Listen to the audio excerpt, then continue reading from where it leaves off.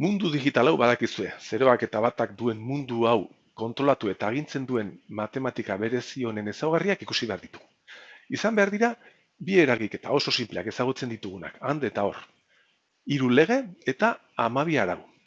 Eta zergatia da, noizbaitean sortzen bazaigu ingenieritzako problema logiko bat, izateko gai problema horren adierazpen matematikoa ateratzeko.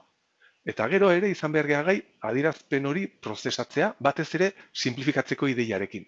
Azkenean bihurtzeko zirkuito erreal batean, zirkuito logiko erreal batean.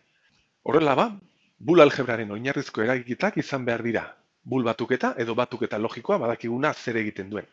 Eta bul biderketa edo biderketa logikoa hau ere ezagutzen duguna. And eta hor eragiketak eta ateak izango ziren. Orain pasatu bergea ikustea aurreratu dizudan 3 lege eta 12 arau horiek. Baina hasi aurretik aurreratu behar dizuet gehienak oso sinpleak eta oso naturalak suertatu behar zizkizuela. Goituta gauden aritmetika amartarraren antzekoak direlako. Eta bakarrik pixka batzuk izan behar dira arrarotxoak edo ezberdinak. Orduan esfortzu gehiago egingo dugu hoietan. Besteinekoak ez ikasi zen naturalki suertatu behar zizkigu erabiltzea eriketetan. Lehen legea trukatze legea izan behar da. Guretzako oso naturala eta oso sinplea.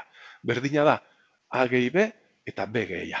Berdin zaio horrate honi sartzea A hemen edo hemen. Eta biderketarekin edo an logikoarekin berdina. Berdin izan behar da A bider B eta B bider A. Eta ate logiko bezala berdin du sartzea A hemen edo azpian. Bigarren legea elkartze legea. Hau ere, tontakia bat dirudi oso naturala guretzako. Berdina izan behar da, 3 aldagai hauen batuketetan, lehendabizi B eta C batutzea eta emaitza arekin batutzea, edo eta lehendabizia eta B batu eta gero emaitza zerekin batutzea. Eta biderketarekin berdin.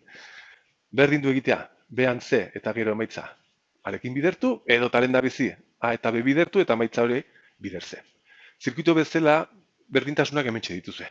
Horrelaxeko, zirkuita konektatuta emaitza berdina izan behar dugu. Esan bezala tontakia bat dirudi, baina egon behar dira kasuak gauzak ez direla egon behar horren argi.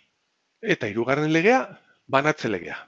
Hemen ikusiko duzue, hau bai naturala izan behar da guretzak, baina bestea ez. Begira, A bider, parentesi artean B gehi C, izan behar da berdin, A bider B egitea lehendabizi, gehi A bider C, hemen daukagun bezala. Beti bezala, bizi guztian horrela egin dugu. Baina, kasu hontan, ere bete behar zaigu eta honekin baiz gaduela gotuta. Begira, A gehi B bider C, egin dezakegu hemen egiten duguna biderketarekin eta batuketarekin. Berdin izan behar da, egitea A gehi B, parentesian itxi, bider A gehi C. Hemen ikusten dugun bezala. Eta hau bai ez dela naturala gure aritmetika amartarrean. Baina sistema bitarran bai betetzen dela. Beraz, esan dizudan bezala, aurreko lege guztiak horren naturalak direla, ez daukazuela ikasi beharrik. Baina honekin bai, hau saiatu nolabait barneratzen, zeren adierazpen hau aterako da behin hori gaionetan eta lagungarria izan behar da. Ate logiko eta zirkuito ikuspegitek hemen dituzue berdintasunak. Nozta egite zerbait interesgarria esaten diguten, baina hortxe dituzue. Hasi ditzagun orain 12 arauak. Lehendabiziko araua. A, aldagai logikoa, edo zein balio izan dezakela, edo 0 edo bat. Gehi 0, berdin A. Zetontakia ez? Hori ez dago gehiago sakondu beharrik. Goazen bigarrenera. A aldagai logikoa. Gehi bat, zenbat izan behar da? Aritmetika amartarrean, A gehi bat, A arabera, izan daiteke edozein gauza, A gehi bat. Baina logika bitarran, A gehi bat beti izan behar da bat. Honen demostrazioa oso azkarra da, oso argia da. Probatuko dezagun aukera guztiak. A baldin bada 0, 0 gehi bat, da bat. A baldin bada bat, zen bada A gehi bat, batuketa logikoa, bat ere bai. Beraz, beti betetzen da A gehi bat, bat dela. Ikustazue, hau oso logikoa guretzat, hau ez horren beste. Bukatuko dugu barneratzen, baina pixkat ezberdina ohituta gauden emaitzarekin. Hau ikusteko beste modu bat, hau izan behar da. Ikusi dezakegu hor ate logikoa horrelaxe.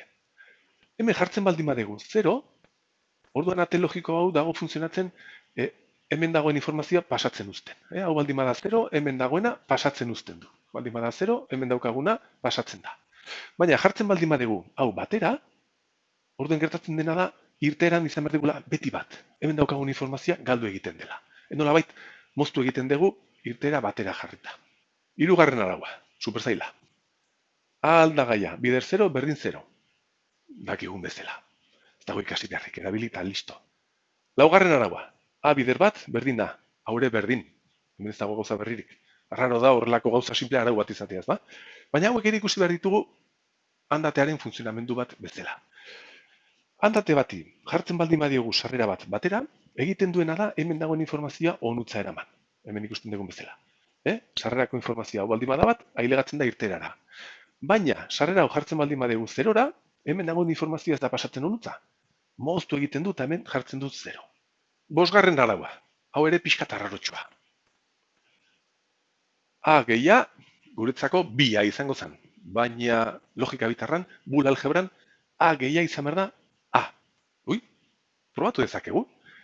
Ditugun kombinazio guztiak izan behar dira edo 0 edo bat. Ja, 0 gehi 0 da 0.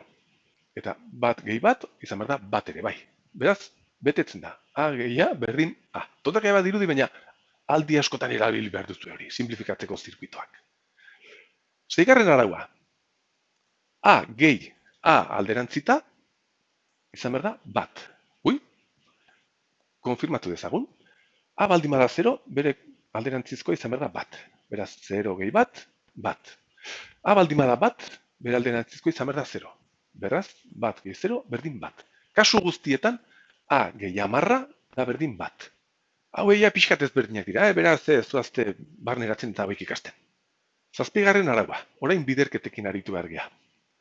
A bidera, guretzako izango zen A berbi. Bul algebran, logika bitarran izan behar da berdina. Honen demostrazioa, 0 bider 0 berdin 0, bat bider bat berdin bat. Hau da, A bidera berdina. Hau askotan sortu behar zaigu zirkuitua simplifikatzerakoan. Eta egiten badegu, A bidera 10, hor, bietako bakarren bat izan behar da 0. Zeren A baldin bada bat, bere kontrakoa 0. Eta A baldin bada 0, ja, 0 da. Beraz emaitza, 0 izan behar da beti. Bederatzigarren araua. Joan da etorri egiteko, hobeto ez joatea, ez? A alderazten badegu, eta berriz alderazten badegu, berriz bultatu behar gara hasierako balorera. A baldin bada 0, alderazten badegu bat. Hori alderazten badegu berriz 0. Edo A baldin bada bat, alderazten badegu 0, berriz alderazten badegu bat. A marra berdin A. Bi marra ditugunean aldagai baten gainean, biak baliogabetu behar dira. Zirkuito bezala ikusten badegu, hau izango zen, bi notate izatea bezala jarraian. Biak endu ditzakegu. 10. araua, bagoaz aurrera. A gehi A bider B berdin A. Eta B hor desagertu egiten da. Bueno, demostratu ezagun. Banatze legea dela eta guk hemen atera ezakegu faktor komun ohituta gauden bezala. Orduan, A ateratzen badegu hortik geratu behar zaigu A bider parentesi artean bat gehi B. Eta orain pentsatu. Bat gehi B zenbat zan. Arauetan ikusi dugu bat gehi edozein gauza beti izan behar dela bat. Eta bat bideraz zer geratzen zaigu? Bat berriz. Beraz, emaitza A izan behar da. Adierazpen honen irterako emaitza izan behar da A. Berdinketa honen demostrazioa beste modu batera nahi baduzu egin, adibidez kombinazio guztiak probatuta, hementxe daukazu egia taula. Ezkerrego bi zutabe hauetan A eta B bi aldagaiak ditu, adierazpen bi aldagai bakarrak, eta hementxe daukazue A gehi AB adierazpena. Eta begira, ikusten da zutabe hau eta berdinak direla. Beraz, horrela ere demostratuko zen, frogatuko genuke berdinketa hau berdina dela. Baina eleganteagoa izan behar da horrelaxe egitea. Zirkuito bezala begira, noiz baitean horrelaxeko zirkuito batera ilegatzen bagea, problemaren logika horrela delako, jakin behar dugu zirkuito hau eta hau, marra bat, kable bat, berdinak izan behar direla. Goazen 11. arauarekin, azken aurrekoa. A gehi marra B berdin A gehi B. Ui, hau ez dago bat ere argi, hau ez da bat ere intuitiboa. Hementxe duzu liburuan agertzen den demostrazioa. Baina azkarrago ikusi behar dugu banatze legea erabiltzen badegu. Goratazue banatze legean zeuden bat intuitiboa argia guretzat, baina bigarrena ez horren beste.